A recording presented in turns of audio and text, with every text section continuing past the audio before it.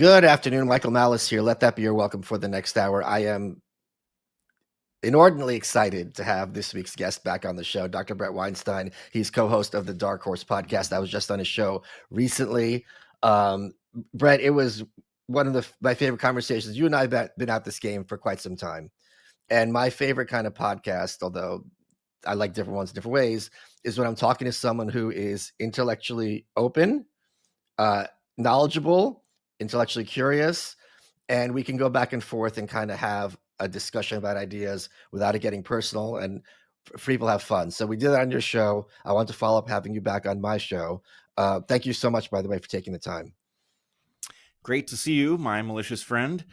I also really enjoyed that conversation, and I believe that any two deep thinking people can probably have a pretty interesting conversation if the guardrails aren't set too tightly. So anyway, I enjoyed that too, and I'm looking forward to this one.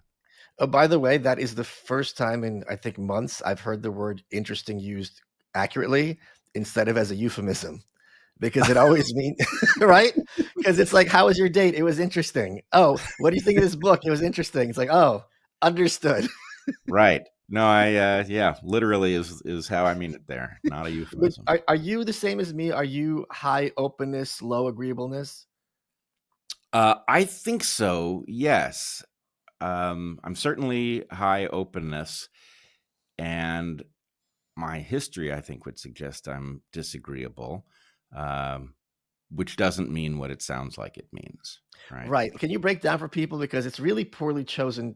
The normal phrasing is low politeness, which is even worse and less accurate. Right, because I think I actually am quite polite, but I think agreeableness comes down to a willingness to stick to your guns when something contrary to your perspective is offered by somebody else. You don't compromise what you think just because the person across from you disagrees. You articulate your point.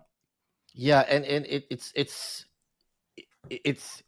also, I think, hard for people like us when we know something is wrong to just go along, because maybe it's some kind of mild autism thing, but at a certain point for me, like, if I know this doesn't make sense, I know doing this is going to have bad. Yeah, there it is. You're just triggered the idea. I know bad consequences will ensue. I'd rather just sit and do literally nothing than do something that I know is wrong. Yeah. There it is. I can see it in your face. Yes. I 100% feel that. It's just, if I agree to this now, I know that the cascading consequences of it will just dwarf whatever discomfort there is in the moment. So yes, I'm very reluctant to accept things that I know are wrong. And or that I think I know are wrong. Right. And that's a very tough thing. Sometimes it causes you to defend a point that really is trivial. Right. Yes. So, I don't love that about it. On the other hand, the importance of guarding your internal model from incorrect assumptions is so important that it's worth a certain amount of discomfort just to police the model and make sure that when you alter it, it's for a good reason. I'm sure you have a specific incident, or you can think of one where this occurred to you. And I'm going to tell mine because I was just discussing it yesterday at a lunch I was having with some close friends. And this is one of the more traumatic moments of my life, not in the sense of physical trauma or emotional trauma, but it was so black and white to me that it really did a number on me. So some people watching this are fans of Star Trek, and there's that moment, which I've never seen, but they have Picard in a chair and they're trying to convince him there's 4 lights when there's really 3. And this isn't an opinion. There's a finite number of lights. You can't convince me. Now, you could say this one's covered and you can just expose it. You could say this revisit, fine. There's 3 lights, whatever it is. I apologize for getting the number wrong. This happened to me in 5th grade. There's a riddle, and I'm going to read out the riddle. And I'm just getting upset just remembering this, because keep in mind I'm 10. Okay, so this isn't. I was the same size, but just let's keep that in mind. And the riddle goes, people have seen it with a baseball bat and a baseball, a bad baseball, or a violin and a bow. When we had it, it was a violin and a bow. So a violin and a bow cost $1.10 in total. Okay, the total price is $1.10. The violin costs $1 more. How much does the ball cost? You're not going to ask me to do anything mathematical on camera. I flatly refuse to do it. Wait, you can't figure. Are you serious? I This is I too much. refuse to try. I refuse to try for good reason. This is one of these places where I'm going to be a stickler. Stickler for what? What are It's you funny stickling to? you and I are getting into exactly the issue. There's my on camera or public persona Okay. does not have access to this module at a sufficiently high quality that I'm risking my reputation over anything, no matter how trivial. I think this is more of a risk to the reputation, what you're doing now, than refusing to answer a riddle for fifth graders. I will die on this hill. Yes, that's quite correct. Okay. I did not expect this at all. Of course you didn't. Of course you Okay. didn't. But long experience tells me this is the right approach. Okay, and that's fine. Frankly, this is preferable to saying the wrong thing and doubling down. So let me explain to people what it was. Okay, I'm Yep. going to repeat it, and you don't have to answer. That's fine. Together, they're $1.10. Okay, the bat or the is $1 more, right? So people say bat's $1, the ball is 10 cents, 10, right. but $1 is not $1 more than 10 cents. It is 90 cents more than 10 cents. The Yep. correct answer is $1.05 and 5 cents, right? Now I've explained it to you. You see the logic to it, right? You with me? Of It's course. a dollar is not $1 more because if it's dollar, it's only $1 more than something worth zero. Everyone in the class got it wrong, including the teacher. Once it's explained, the logic here, you can't see it any other way. You can't tell me $1 is $1 more than 10 cents. That's just not true. Everyone was yelling at me, the whole class, with the teacher's encouragement because I was being obstinate. I literally could not see their point of view because they were telling me $1 is worth $1 more than 10 cents. I went on the board and did the math. 1 minus 10 is 90. The teacher had Michelle, who sat next to me, sit me down and try to lecture me about how I didn't know what I was doing. So it's very rare where any of us are in a position where we're surrounded by what we perceive to be madness, because I didn't understand what the hell they were talking about because they were wrong and I was right to not understand them. And then later, the teacher told my parents in parent teacher conference, when I went home and thought about it, I realized he was right. Well, why did the teacher Hold on, hold on, hold present on. this? Oh, That's not okay. funny for me because for me, you sat the whole class berate me. You realized you were wrong. And instead of doing the right thing to this 10-year-old, you're just like, whoopsie day, whoopsie, whoopsie. It really did a number on me because it was just like Picard. Please go ahead. Well, a couple things. One, you got the greatest lesson of your life. What's that? Women don't know math? No, Women I and don't. Bret? No, the greatest lesson of your life is that every single other person can strongly believe that you are incorrect. Oh, yeah. Oh, And yeah. if you have done the work properly, it does not have any evidentiary value. Yes, yes. Brilliant said. Yes. It's 0. really important. I used to wish that there was some way to provide my students with an experience that would teach them this that was not artificial, Well, because it wasn't once fun. I assure you. well, it wasn't fun, but it built a module that almost nobody has. Yeah, yeah, The yeah, sticking to your guns when you're right, which turns out to be the key to the most important stuff. Because of course, the yeah. most important stuff in the universe is stuff where we all have it wrong, and you've figured out what the right thing is. That's that's a gold mine. So it really is the most important lesson that you could learn. And watching how other people deal with it casually Oh, yeah. is an important piece of it. Of course, The Ash conformity experiment tells Right. exactly this tale. Um, you you asked for examples. I can think of a couple in my life that Please. had this. The most important one had to do with my telomere senescence and cancer work, but the most telling example was I almost failed out of graduate school. As a math? No, and it was not. I'm fine at math. I got through Apparently a few not. semesters of calculus. That's not what I heard 5 minutes ago. No, you heard that I refused to do it on camera No, because no, of that's what you danger. said. That's not what I heard. Oh, I see. Um, no, so in graduate school, I was taking my prelim exam, Okay.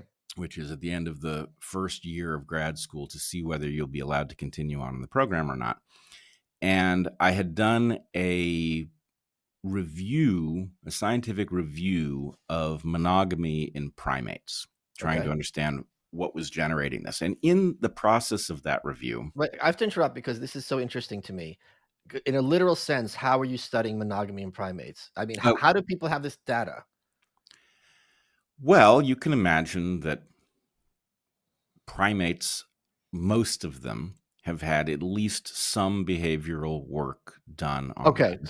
Okay. So, So it's like so you basically look at all of the articles and you say, well, in which primates is there a claim of monogamy? And then you right. look and you see whether it meets the definition that you're using. Okay. And then you try to deduce the reasons that it might have evolved here. There's some very interesting cases, actually. But the thing that I almost failed out of graduate school over was I started looking into callitrichid monkeys. These are marmosets and tamarins. You probably know because you love biology. But anyway, these are marmosets and tamarins, and marmosets and tamarins are very odd behaviorally. And not only is there a fair amount of monogamy, but there's a certain amount of polyandry, where a Okay. female will have multiple males, which is a very rare evolutionary pattern. And I was trying to understand every time polyandry evolves, there's a very good reason for it. There has to be, because the evolutionary obstacle to such a pattern evolving is so steep. What's the obstacle for people who don't know, such as myself? The obstacle is that males are wired, especially in mammals where there's a long delay after fertilization before birth. Males are wired to avoid cuckoldry Right. because evolutionarily speaking, it's kind of even worse than missing a reproductive opportunity is spending your effort raising the product of somebody else's reproductive Right. opportunity. So males are built to avoid cuckoldry at all costs. And so to find a female sharing or being shared by multiple males in callitrichids really struck me as needing an industrial strength Mhm. explanation, which wasn't there. And I started looking into it and I realized, okay, what's special about callitrichids? Well, obligate twinning. They Really? produce twins regularly. And I thought, I got it. I Wow. can I can work backwards from what we know in human cultures where there's polyandry, where very often it's brothers who share a wife, which reduces the cost of cuckoldry by 50%. Right. In those human cases, these are very harsh environments where you need more labor than normal to raise an offspring. And so, anyway, exotic stuff happens in humans. So I looked at this and I said, okay, the prediction of the obvious answer here, the obvious hypothesis, is that the twins are identical, not fraternal. And I went looking and they weren't identical. Oh. And so, anyway, I got to my prelim exam not knowing the answer to the question. And I was asked, well, why do you think these callitrichids are engaged in polyandry? And I said, it really seems like they've got to be identical twins, which would solve the problem entirely because Yeah. identical twins share all of their genes. They don't really care, who the sperm donor was. Right. And my advisor, who's a great guy, said, well, are they identical twins? And I said, no, but something's off. They really have to be. And he said, but are they? Right, And I said, right. no. So anyway, my committee couldn't quite figure out why I wouldn't let this go. If the answer was they're not identical twins, they're not identical twins, right? Right.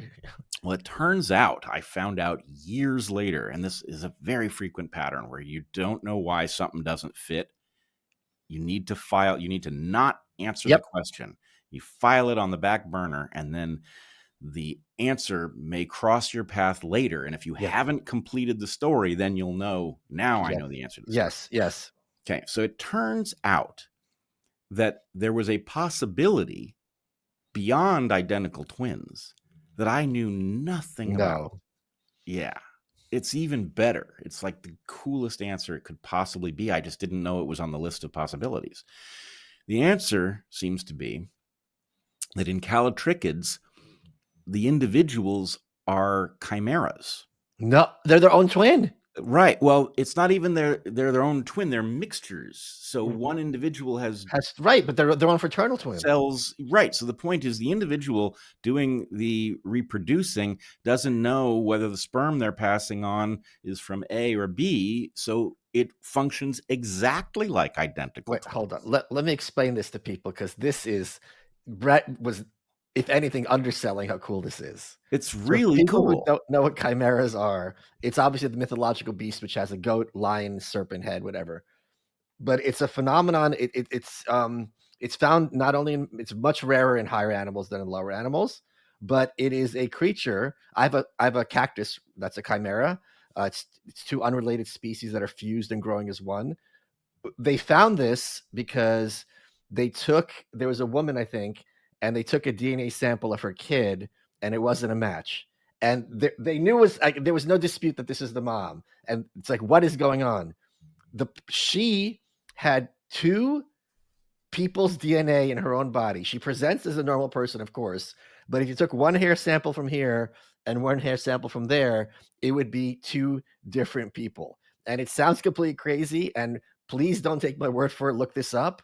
But it's just one of the most bizarre. And you can understand how the doctors were just like, whoa, like, like you, like, what is going on here? So this is not adding up. And it took a minute for them to figure out what this is, but it's one of those fascinating phenomena in human nature, in natural kingdom. Excuse me. Right. And so if you go back to my story from grad school, I literally almost failed out because my committee was just very frustrated with me that I wouldn't accept That you wouldn't the lie. that no, I wasn't lying, but that It I would have been a wouldn't lie. They accept wanted you to lie. they they wanted me to back down from the conclusion based on the fact that empirically speaking the prediction wasn't met. But what I knew sitting in that chair, Right. it's a classic case of being disagreeable, is I knew that nature was telling me something. Yes. It was telling me something that amounted to identical twins. I didn't know there was another way to get there, so I didn't predict the thing that turned out to be true, but I knew the pattern I was looking for. And you know, I wasn't right because I didn't predict the right thing, but I wasn't wrong either. The nature was telling me something, and I knew it mattered greatly. What response? I'm sorry. This is my brain similarly wired to yours. What response were they wanting you to give? Well, let's put it this way: two of the people on my committee went on to be on my PhD committee. They were excellent scientists, and in fact, they I was kind of a pain in the ass as a student. I can't relate. I was nice enough, but I was just not well suited to grad school. And they actually, two people came out of retirement to help me get my degree. They came out of retirement to do battle on my behalf, and they told me that that was because effectively the field needed a troublemaker, and they didn't see other people with the right instincts to do it. Okay. So it was worth giving somebody who was a bit of a pain in the ass in terms of just getting through grad school uh, the degree. So anyway, so it's not that these guys didn't understand the importance of a discovery like that. they did. But I think remember the prelim exam happened at the end of my first year. So they Okay. didn't really know what I was capable of yet. What they did know was that I was like a misfiring unit, Sure. right? Wild card. Right. And so what they were trying at that point to do was get me to behave like a scientist in the sense of, let the empirical result drive you. They didn't really understand. I didn't understand at that point that I was going to end up being a theorist. And a theorist has to know when something doesn't add up because Yeah. that's how you know where to look for something. Yeah. Yeah. So anyway, I don't fault them for their frustration, and I'm sure I wasn't phrasing my Sure. into. If I had said to them, "Look, I don't know what's going on here," that's clear.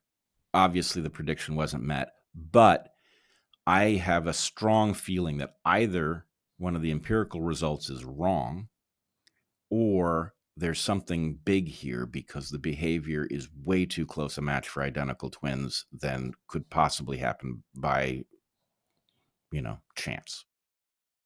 Folks, did you know 4 companies control over 80% of the U.S. meat industry? That China controls the largest portion of U.S. pork, and that these companies are using mobster-like tactics to crush American family farms.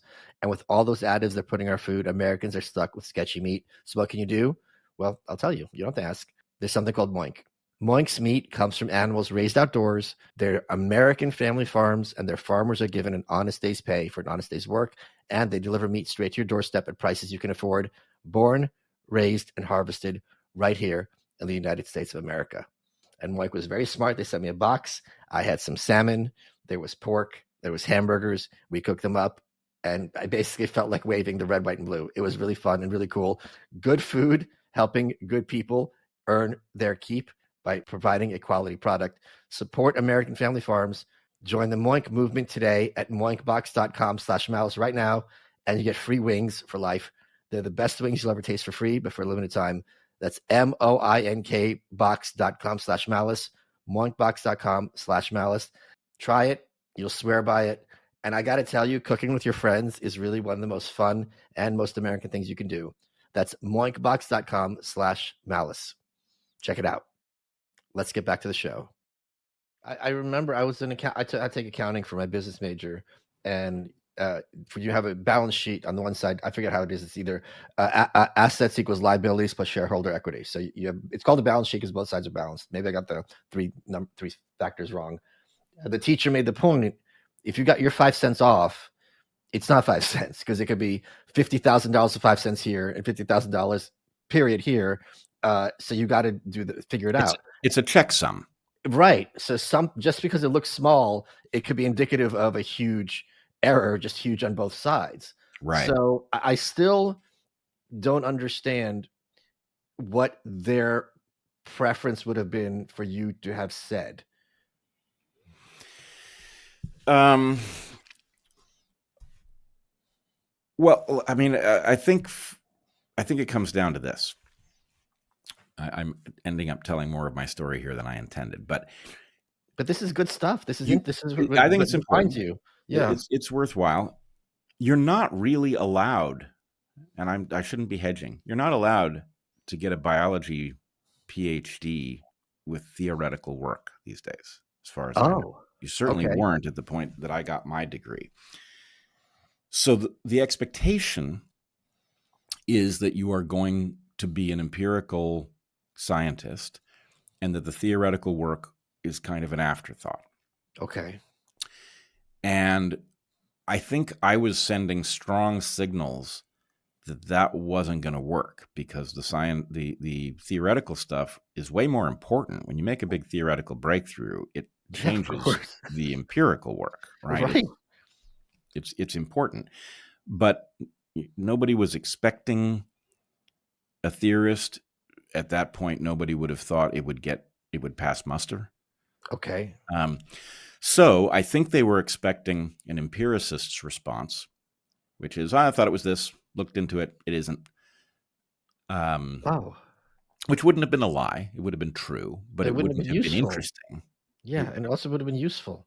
wouldn't have been useful. And again, the really important thing is the years later when the thing Right. crosses your desk and it's like, now, aha, now I know what I was missing. This And is it's big. I find this slightly upsetting because let's speak to something that I'm more familiar with, but this idea of just compiling data for the sake of compiling data, I have, imaginary arguments with people sometimes.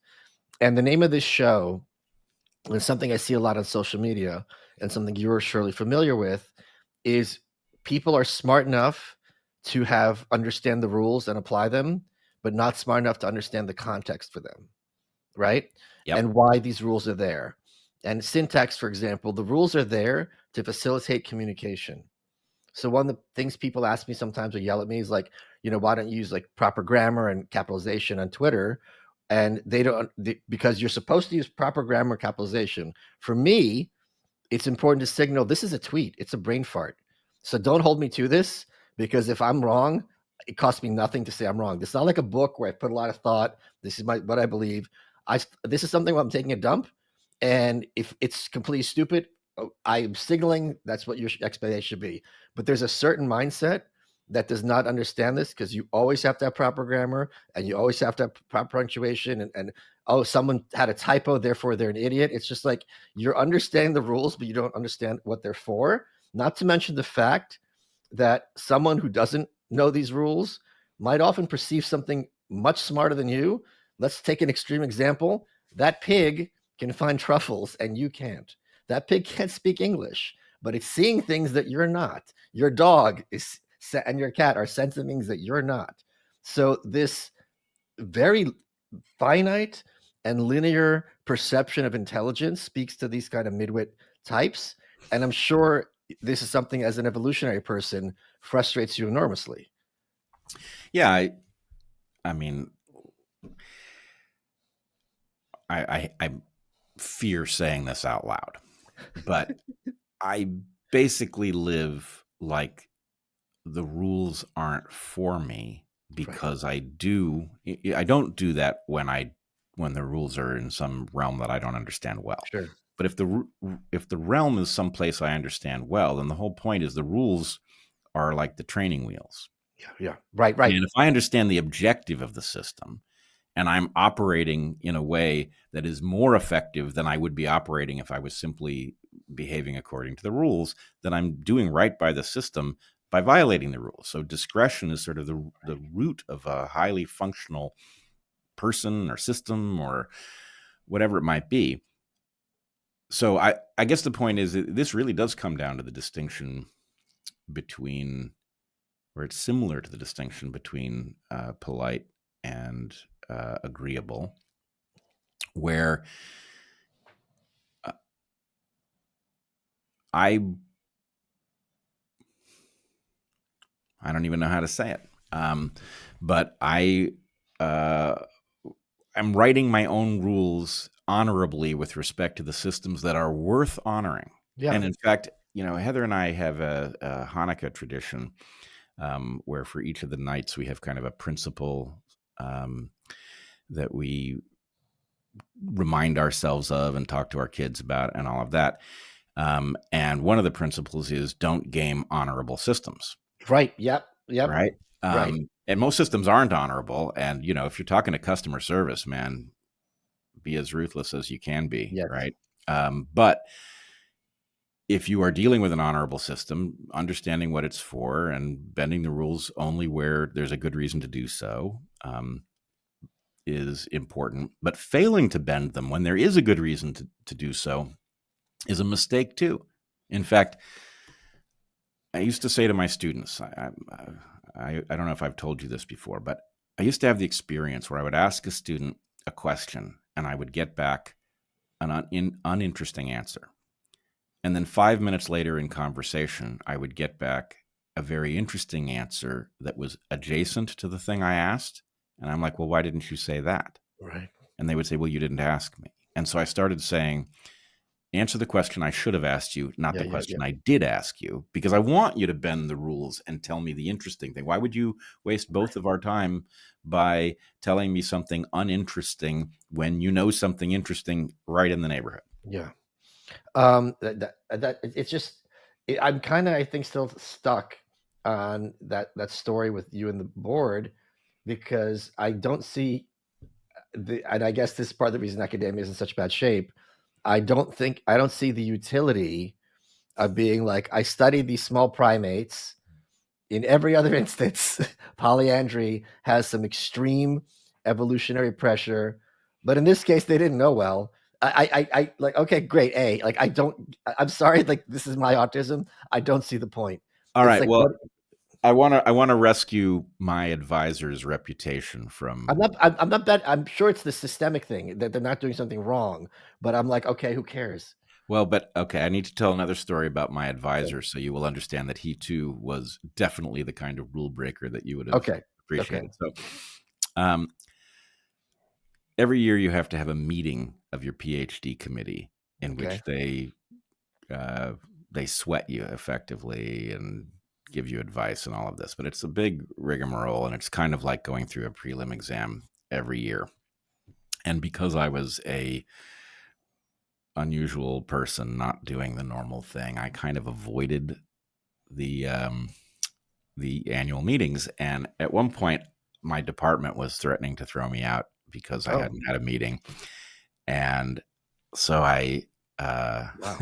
I rode my bike out to my major professor's ranch. He was a Wait, can I rancher. can I ask you, how did they what's the I'm sure it's coded language. How do they threaten to throw you out? I'm sure they don't say it I'm sure there's some weird academic double talk. Yeah, they send you a letter where they say, as you are undoubtedly aware, the requirements of your blah blah blah are that you hold a meeting of your so and so.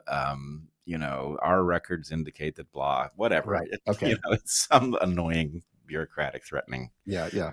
letter. So anyway, I needed to bring a form that said I had had my committee meeting, and I took the form. I was somehow staring down the barrel of this deadline, and I did not want to give my department an excuse to throw me out because Sure. a lot of them would have liked. I polarized my department, and so there were no shortage of people who would have been very glad to have me gone. Can't relate. Uh, so anyway, Can't I relate to rode any of my this. bike out into the hinterlands of Michigan. Um, and when I got there, my professor was on his horse, right? He was a classic Western. He was Oh, very, literally. oh, yeah. He Yeah, was okay. literally on his horse. And I took the form out of my backpack and I walked over to the railing, and he rode his horse over without getting off the horse. I, I said, "Hey, Dick, I need you to sign this form." Wait, was And that he his said, name? "Yeah, Oh, okay. Richard D. I didn't know Alexander." if you were being like me. We're like, No, no, no, no, no. Um, I'll tell you something more about that at the end of the story. okay. But anyway, so I said this. I need you to sign this form for me. He said, "Okay, what does the form say?" And I said, "It says that we've had a committee meeting." And he looked at me and he said, "Is this the meeting?" Yeah, From his horse, he yeah, said, "Is this the meeting?" And I said, "Yes, Dick, this is the meeting." He said, "Okay," and he signed it. yeah. So anyway, he was a guy who believed in discretion and breaking the rules too, and I never would have succeeded. I never would have graduated with a degree without his willingness to break rules on my behalf. I love that story. That's absolutely hilarious. By the way, I'm reading one of the best memoirs I've ever read. It's by Kathleen Hanna from Bikini Kill, and it turned out she went to Evergreen State back in the day. Yeah, so I'm guessing you never crossed paths with her. When were you teaching there? I taught there. By the way, this is not sufficiently mathematical that I will refuse to answer the question. I Okay. started teaching there in 2003. Oh, so this is slightly after her. It's Slightly, yeah. She it, was already gone by then. yeah, it's really well done. The book, and I'm surprised how much I'm liking it. So before we started recording, I noticed on your desk you have that scarab, dung beetle, which is an Egyptian symbol of immortality, and their whole premise is that the dung beetle is basically pushing the sun across the sky every night. What is this? And I have something to show you in a second. But what is the significance of that to you? Well, it's like this. First of all, when we built our studio here, I'm in the San Juan Islands, and when we built our studio here, we ended up sourcing everything locally. Okay. So this is a maple burl, and a local artist did the mural, and this is some very rare cedar, the metalwork of the desk, everything. And this dung beetle is done by an artist on the Canadian side of the archipelago, who Heather and I encountered, I don't know, maybe 10 years ago. And he is very, well, fond of beetles and likes insects generally. And anyway, has become excellent at making these things out of glass and metal. And so at the point that we did the studio, I thought, well, it's perfect because it's local, and scarab is such an incredibly interesting animal and mythologically important, as you point out. So it just seemed a natural to get his sculpture and put it here on the desk. It doesn't have any more direct significance other than Heather and I think biology is incredibly cool, and even the stuff that might, some people might find it off-putting, a beetle rolling dung around the forest, but what could be more amazing than that? So that's about it. I'm going to show you something that could be more amazing. Not that this was a competition, but you chose to make it one. So I guess we're going to have to have one. When I was in, I think it was Houston or Dallas, I did a little road trip, and I went to a museum. And the thing I learned recently about museums is a lot of the stuff you see in there isn't actually that expensive. Like you could actually get it at auction sites if you know, just because they put it on the wall doesn't mean it's out of reach for the average person. And when I was a kid, I was obsessed and kind of remain so with ancient Egypt and their mythology. I thought it was just so interesting, so cool, far more interesting to me than Greek or stuff that came later. And I saw they had a statue of Thoth, which is the ibis-headed god. He's the god of knowledge, and he supposedly invented writing. Right? So I'm like, I looked it up. They made a lot of them. They buried a lot of them because there are a lot of scribes that died over thousands of years. And I had an auction alert, and I'll show you.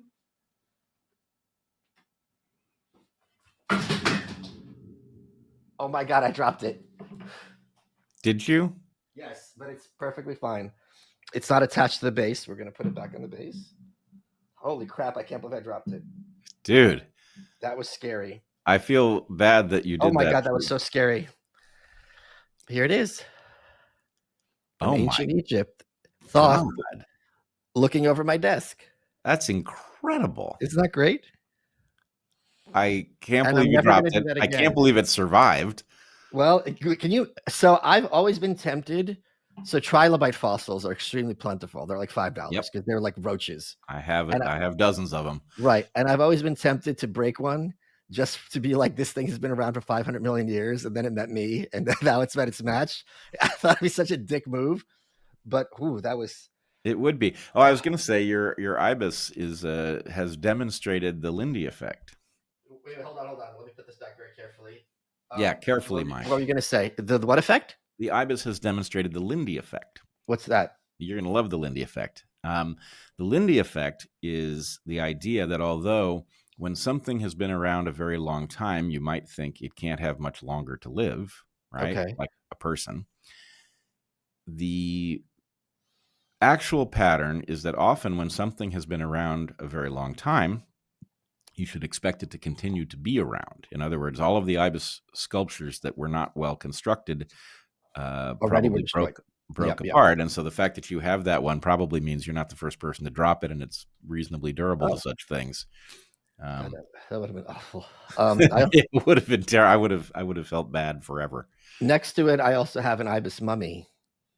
Really? Like a real Yes, but one? I'm not taking it down. But I'll show you the Yeah, X-ray. don't.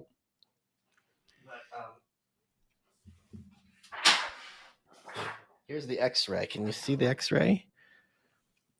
Only kinda. Yeah, you can't. But that's the X-ray of the ibis mummy. Can you Awesome. see it? Yeah, you can't make it out.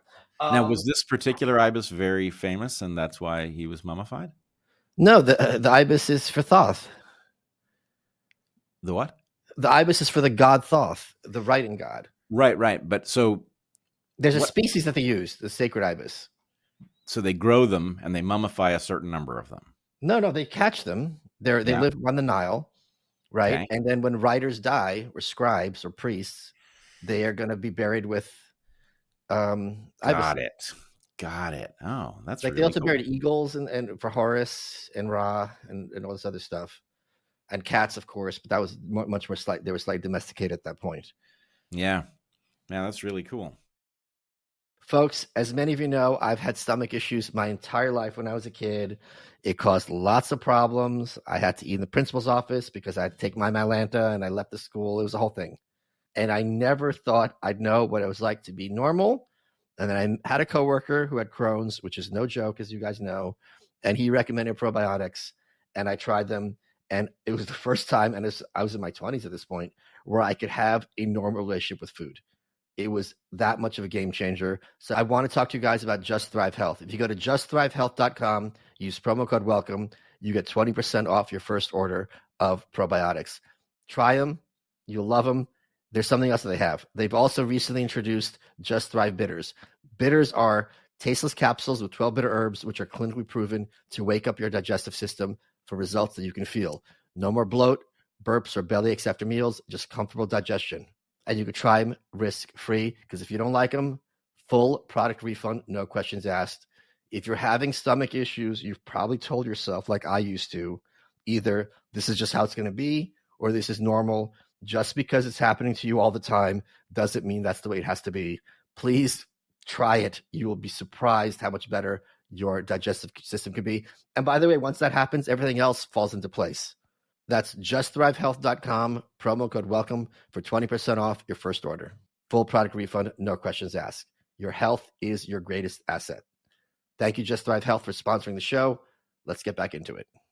Let's segue a little bit to politics. One of the things that I find interesting is there's been this delusion, for lack of a better term, in my opinion, and it's been promulgated very heavily in right of center circles, that the Democratic Party is on its last legs. It's a wrap. They can never win again. Something we heard about Republican Party 5 minutes ago. The Democratic Party is the oldest political party on earth. And this idea that if they have, like, was it 210 seats in the House out of 435, it's a wrap, and 47 Senate seats, it seems absolutely crazy to me.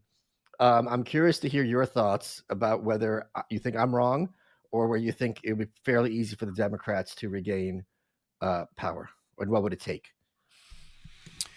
Well, I would say I don't think you're wrong. I think your observation, Lindy effect being what it is, oldest political party is liable to live to fight another day.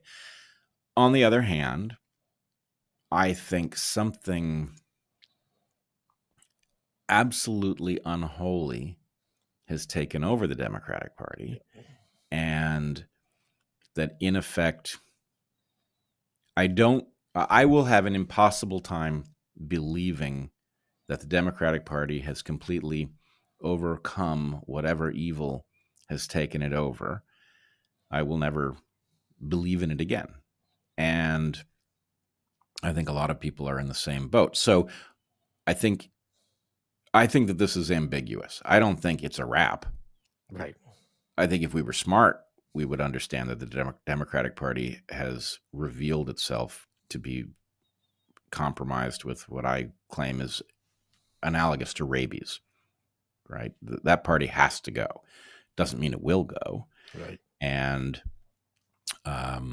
do I expect it to go? Probably not. But, what do you do? It's like an irresistible force meeting an immovable object. I don't know what's going to win out here. It needs to go. It won't go. I guess I'm open to the possibility that something historically surprising is going to happen here and should. Yeah. What do you see? Do you I mean, it's also interesting and surprising, in my opinion, that there is a lot of navel gazing within the leftist center circles about what are the Democrats going to do next. And the media is kind of airing these grievances. Instead of focusing on Trump sucks and blah, blah, blah, there is an understanding that they've taken a huge detour. Something's not working. There's a disconnect. How do we fix this? And this is the first time I think in decades, in my experience, where there, maybe since the Bush years when he was doing well in the first term, where there is this concept of like, okay, the Democrats don't have their shit together. The media is very loath to talk about this with any sort of openness. And then the fact that they are now, where they do have historically record seats for minority party, which is kind of contradiction, but it's important to say, I think is really. Why do you think that is? Well, so if I had to guess why we're having the discussion, including the mainstream, I would guess that they are engaged in what is called chilling out the mark. Okay. So in a con, like a long con, there comes a point at which the mark might get suspicious. Right. And so there has to be some sort of a cathartic confrontation. Oh, here's why that thing that caught your attention happened. And, yes, it does. There was somebody bad in the organization and we've gotten rid of them, or whatever it is. Some pressure release is used to bring the mark back under the spell. And my guess is the Democratic Party played such an absurd game since the beginning of the Biden administration, since Biden's election, where they pretended that a senile man wasn't. And then at the point that he was forced out because we figured out that we convinced enough of the electorate that he was senile, that he was not a plausible element for supporting the narrative, they brought in somebody equally absurd for different reasons. And I think Goliath is struggling to learn the lesson of the social media and podcast era. Yeah. And the Goliath is so used to being able to tell you what's true, Mm-hmm. and there being no alternative, right? You Mm-hmm. can live on the fringe and disregard it, but you can't persuade anybody. But our ability to hash this stuff out in front of people, and for reality to win out because it's just simply stronger, is not something the narrative engine is used to. And so I think it is struggling to learn that lesson. It is finally beginning to learn it. And so what do you do at the point that you left a senile man in office, you ruled by cabal and auto pen, Yeah. and then you attempted to swap in an empty shirt Right. for the senile person, and people have, by whatever mechanism, figured it out. Yeah. Yeah. Okay, so what you need to do is come clean enough. Yeah. Right. Right. Like Jake Right? Tapper, right, with his book. Yep. Right. And so there's somewhere a PowerPoint presentation in which this entity talks to itself, and it Yep. says, Yep. look, we don't want to admit any more than we have to, Right. Yep. but it's not going to be an insignificant admission. It has to be significant enough to win people over. And here's what it's going to be, right? Yes, the president was much farther gone than we admitted.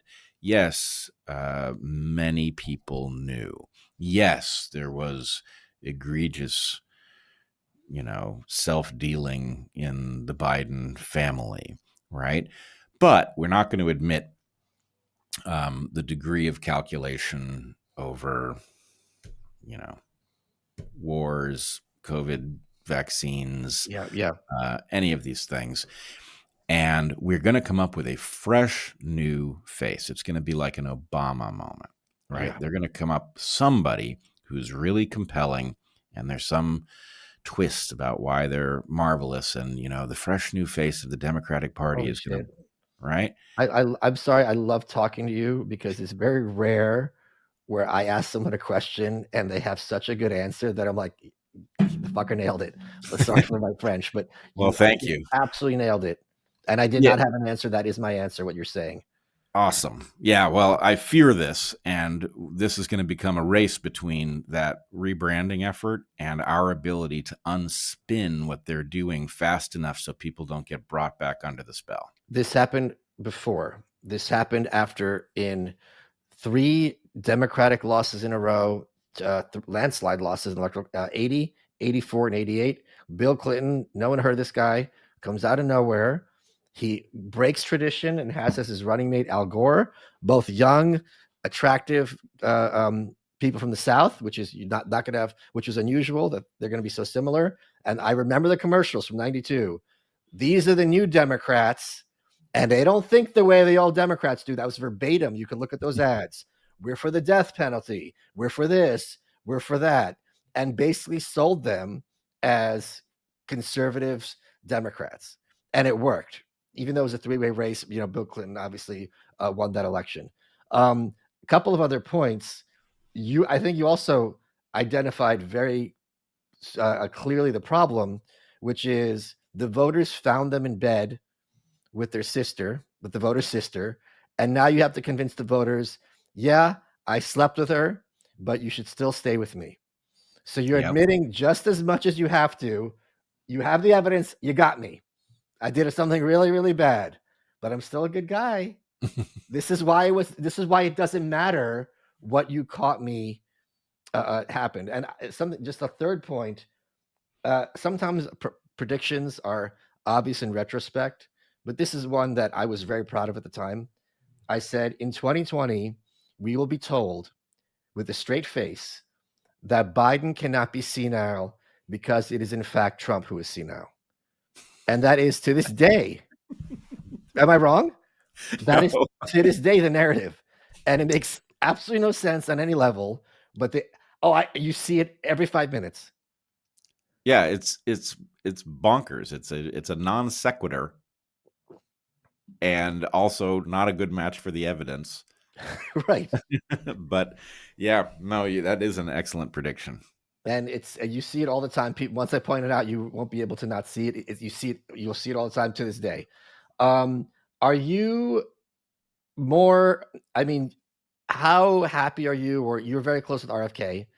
He's obviously Health and Human HHS Secretary now. He just this morning, I'm sure you saw this, removed COVID from the schedule for kids and pregnant women. I'm sorry, Brett. Maybe this is me being naive. I was dumbfounded that it was on that schedule at Oh, all at this point. I couldn't believe. I was like, are you kidding me? Like it makes absolutely no sense to me. But happily he did that. Um, I'm gonna ask you a question, and I know you get asked this a lot, and I know you're gonna go off, but please do. How much does it drive you crazy when you're accused of being quote unquote anti-vaccine? um, it doesn't drive me crazy Oh, anymore. there it is. Okay. No, it doesn't, because I still, first of all, Heather and I are lucky that we wrote into our book, which emerged in 2020, that vaccines are one of the 3 great medical inventions, right? Surgery and antibiotics being the other 2. So we have a timestamp, Yeah. right? Can you call us? Are we anti-vaxxers? Is this what we're about? Well, no, we were believers in vaccines as recently as 2020. And I still believe in the underlying biology of vaccination. This is a Yes. potentially very elegant mechanism for increasing human health and well-being at minimal biological cost. That said, COVID was a graduate education in vaccines and the narrative architecture that has been built up around them.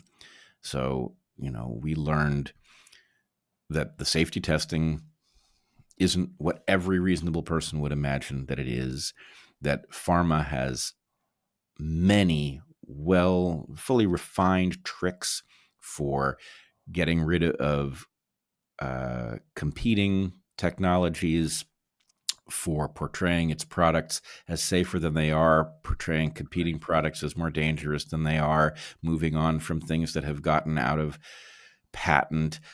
They've gamed the system at so many different levels.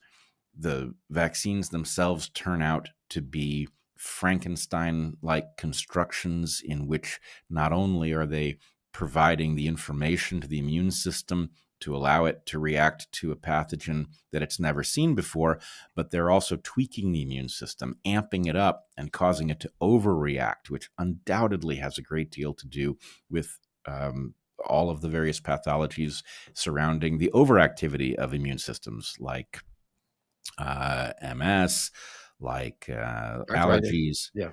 Right. So anyway, my point is I'm still completely open to the idea of very good Yeah. vaccines, but do I believe this industry when it tells me that it's got one? Of course not. Now that I know that adjuvants are the key to most of these vaccines, and I know why, now that I've seen all of the skullduggery around the COVID so-called vaccines, including the redefinition of vaccine so that it would cover these COVID inoculations when they are not vaccines and couldn't have been, because they are built to trigger immunity within the body once you have contracted COVID. They were never going to prevent Right. COVID's contraction or transmission. So anyway, my point is, look, yes, I realize that most people still think that there's something called an anti-vaxxer, and maybe there are some out there somewhere, There but are. Yeah. most people who are being labeled that way now are one of two things.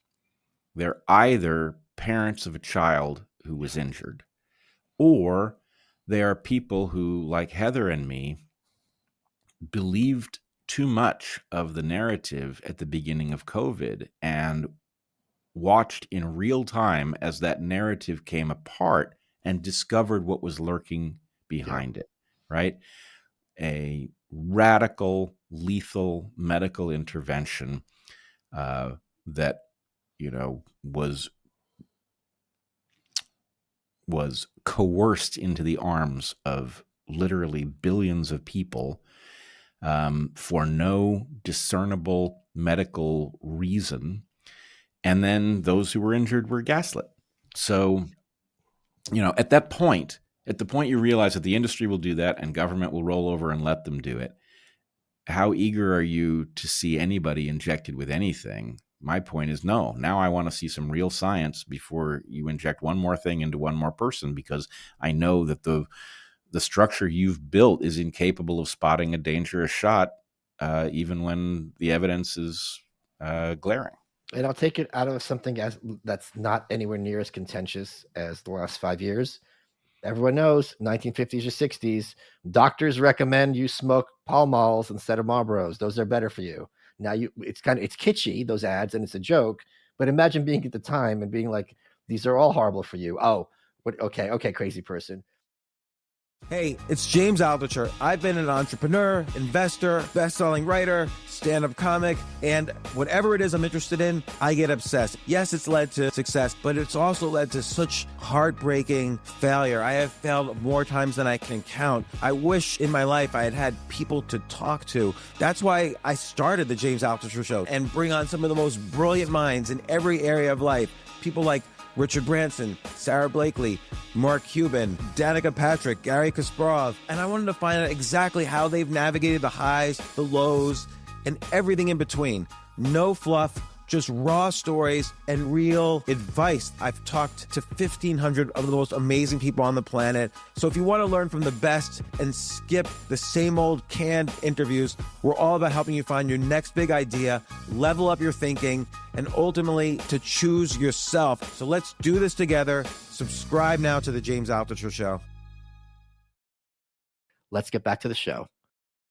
a more sinister and more recent example, one of the best books I ever read was called "And the Band Played On" by Randy Schiltz or Stiltz, which was a history of AIDS, and he died of the disease. Not that long, a gay man died of disease, and when the first group who was getting hit, or one of the very first groups, were the hemophiliacs. You're a hemophiliac, you got to get blood transfusions fairly regularly. The virus hit the blood banks, people getting injected and then dropping like moms and grandmas dropping like flies. The blood banks refused, or the companies, whatever they were, refused to get the blood tested.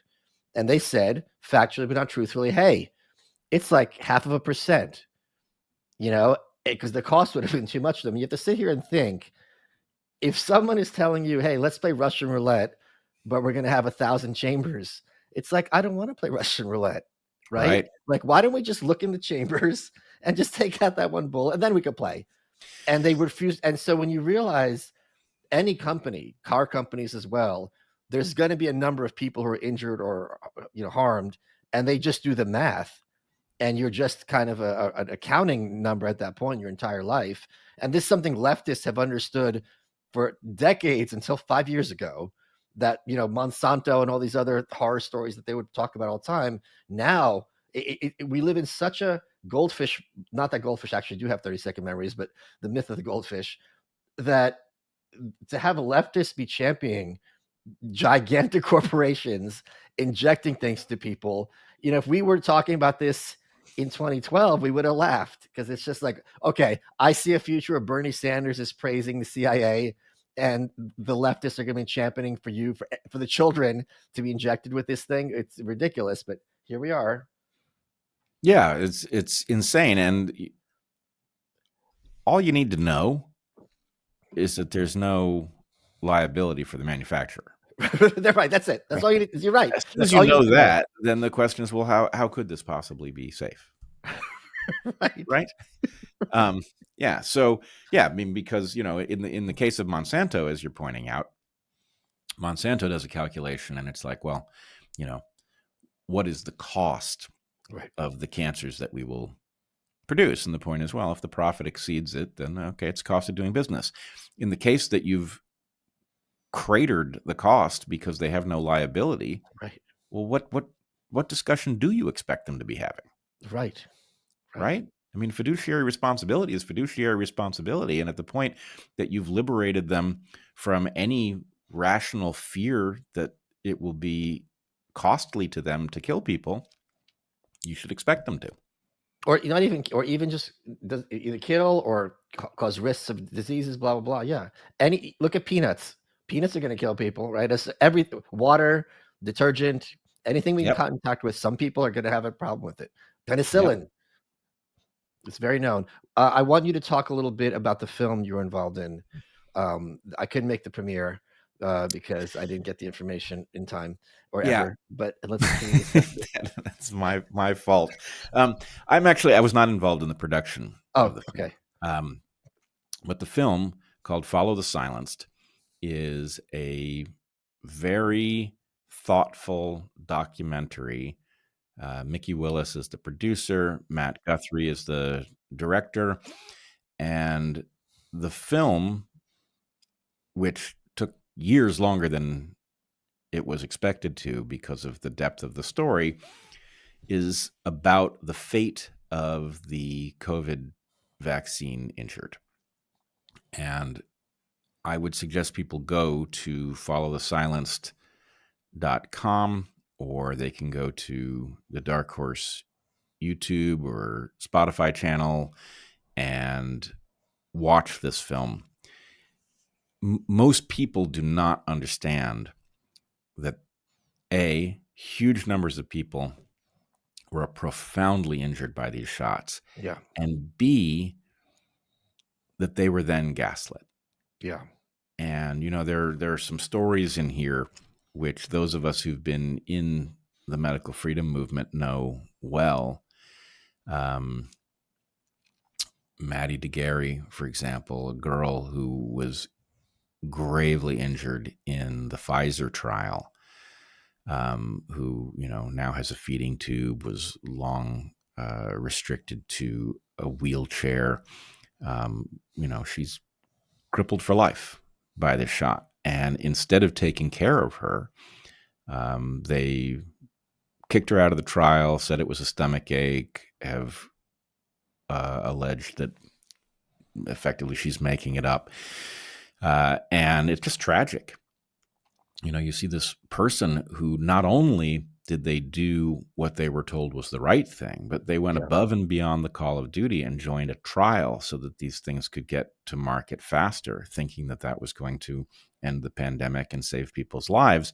My feeling is you don't, we should all, 100% of us, be able to agree that it doesn't matter how many vaccine injured there are. Yeah. That if you did what you were being told you needed to do, get the shot, and you were injured, whether it's 5 people or 5 million people, you deserve all of the help that we can arrange. And exactly the opposite has happened. I mean, I can't even emphasize enough. Not only are these people told that what they have isn't real, it's in their heads. If it is real, it's not the shots, it's a coincidence. But at the point that these people have been abandoned by the system and gaslit by the system, at the point that they find each other. Yeah. This is the sick part. Yeah, I remember this. Yeah.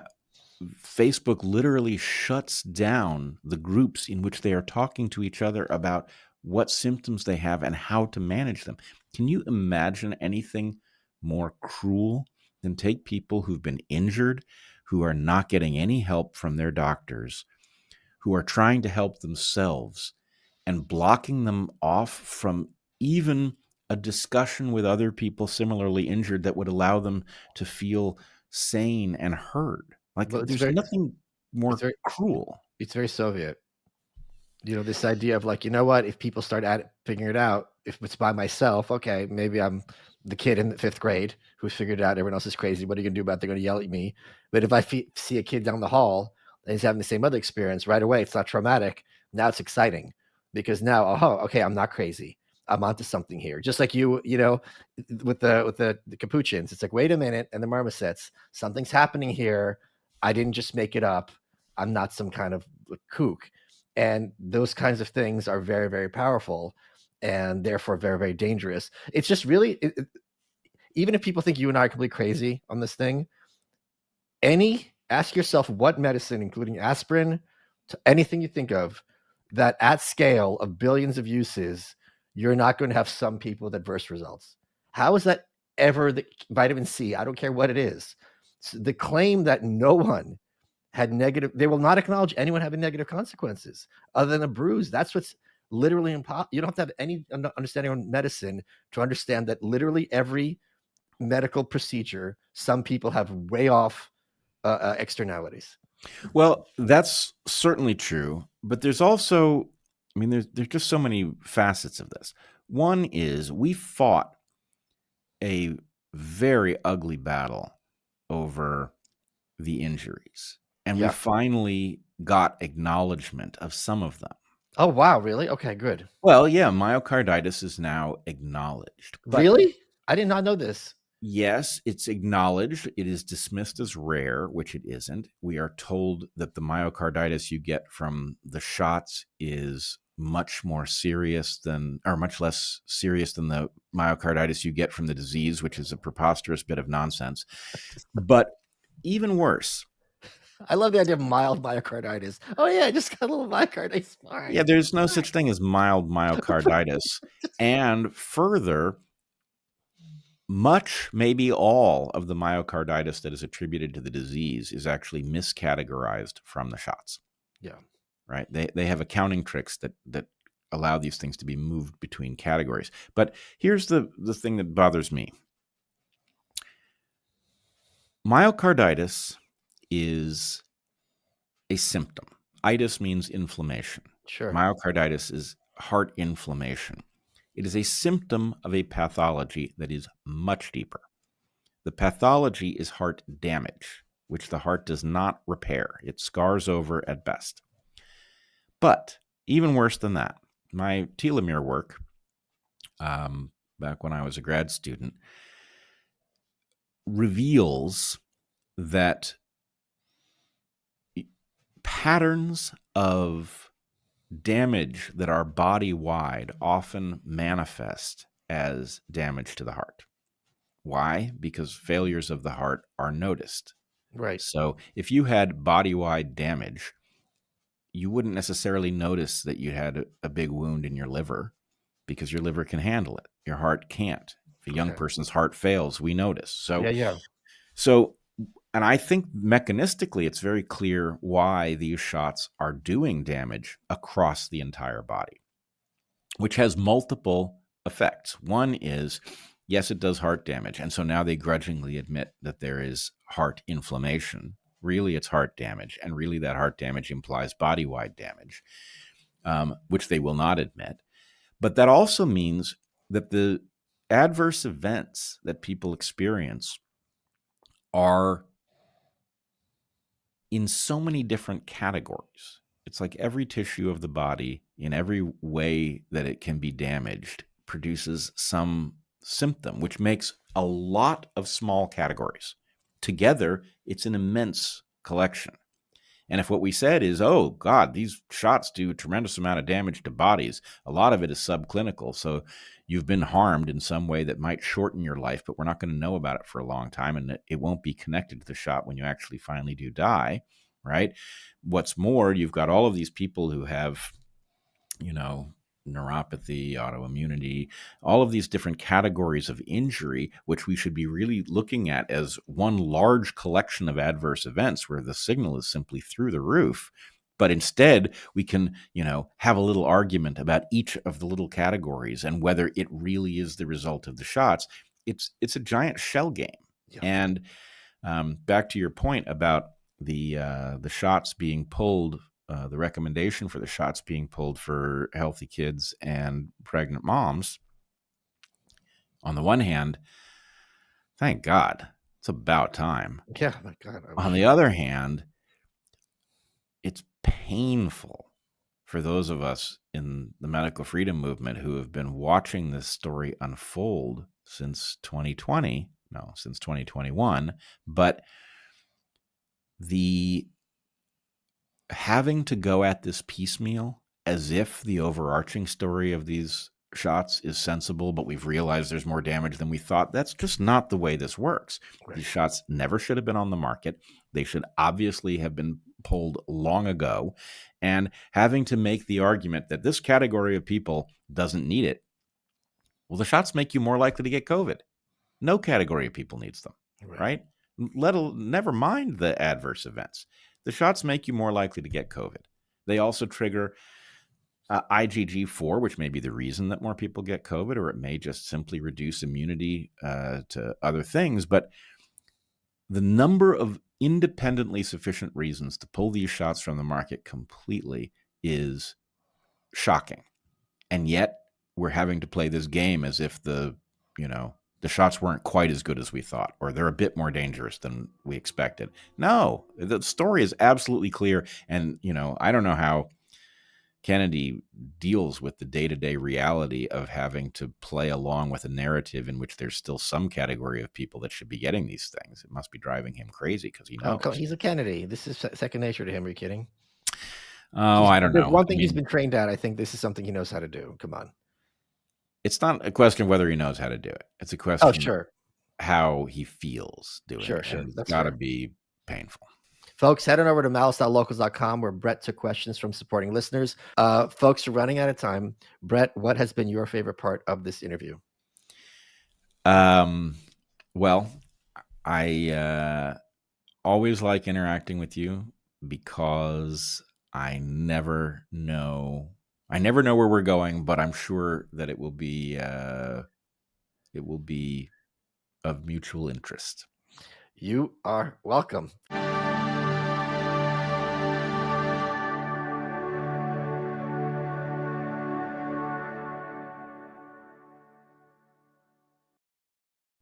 Are you looking for your next case? Pluto TV has all your favorite crime dramas streaming for free. You're gonna need some backup. Which means suspense is free. Very cool. Watch CSI New York, Criminal Minds, Blue Bloods, Tracker, FBI, and SWAT all for free. You can't outrun this. Someone is gonna pay for all this crime. but it's not gonna be you. Take care of business, fellas. Watch all the cases, all for free, from all your favorite devices. We got you. Feel the free. Pluto TV. Stream now. Pay never.